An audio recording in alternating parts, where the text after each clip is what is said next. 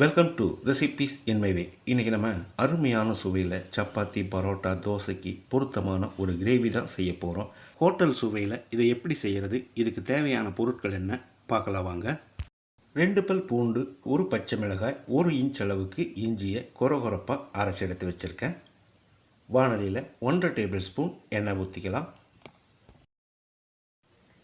2 துண்டு பட்டை, 3 ஏலக்காய், 3 கிராம்பு, 1 டீஸ்பூன் சோம்பு, மீடியம் சைஸில் 3 பெரிய வெங்காயம் நீளவாக்கில் நறுக்கினது, 2 கொத்து கருவேப்பிலை,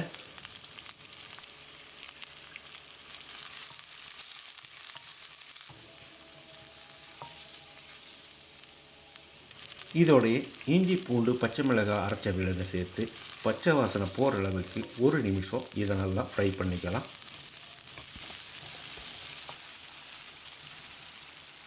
250 கிராம் அளவுக்கு 4 தக்காளியை பேஸ்ட்டாக அரைச்சி வச்சுருக்கேன்.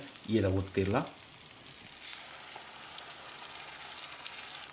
தக்காளியோட பச்சை வாசனை போகிற அளவுக்கு ஒரு 2 நிமிஷம் நல்லா ஃப்ரை பண்ணி விடணும்.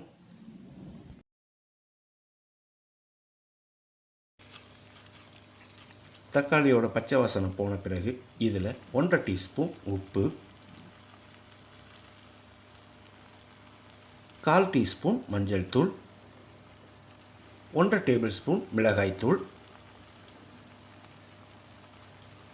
2 டேபிள் ஸ்பூன் மல்லித்தூள், 1/2 டேபிள் ஸ்பூன் சீரகத்தூள். இதை ஒரு 10-20 செகண்ட் பரட்டி விட்டுடலாம்.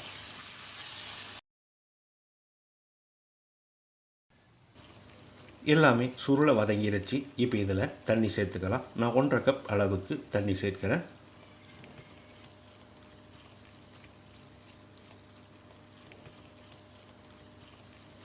தண்ணி சேர்த்து கலந்து விட்ட பிறகு நல்லா கொதிக்கட்டும். ஒரு 5 நிமிஷம் மூடி வச்சிடலாம்.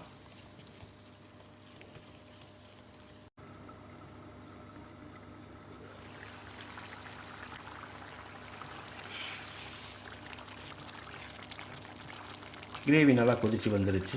2 கப் அளவுக்கு சோயாவை தண்ணியில் போட்டு ஒரு 10 நிமிஷம் கொதிக்க வச்சு எடுத்து வச்சுருக்கேன்.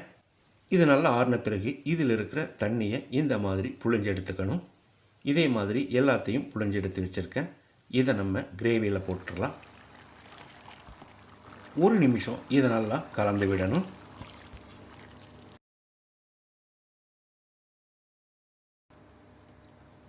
கலந்து விட்ட பிறகு ஒரு 5 நிமிஷம் மூடி வச்சு வேக விடணும். அப்போ தான் சோயாவில் மசாலா இறங்கும்.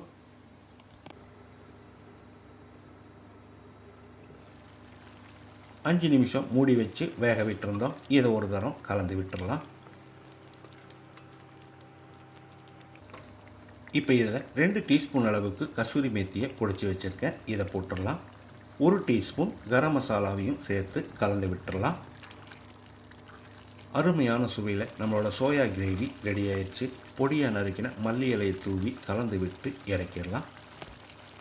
சப்பாத்தி, பரோட்டா, தோசைக்கு பொருத்தமான இந்த சோயா கிரேவியை இதே மாதிரி இதே அளவுகளோடு நீங்களும் செய்து பாருங்கள்.